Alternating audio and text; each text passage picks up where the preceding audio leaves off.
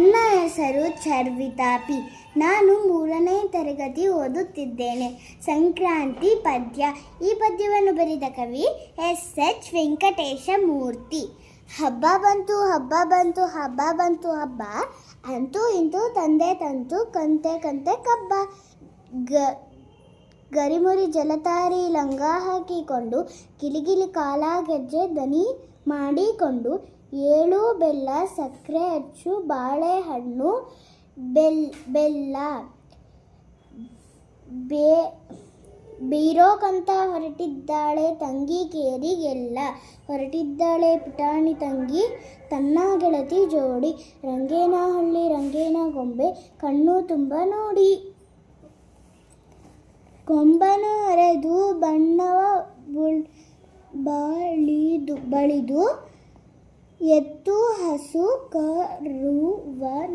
ಕರುವನ್ನು ಹೆಚ್ಚನ್ನು ಹಾಲಿಸಿ ಕೊಡುವರು ಅಪ್ಪ.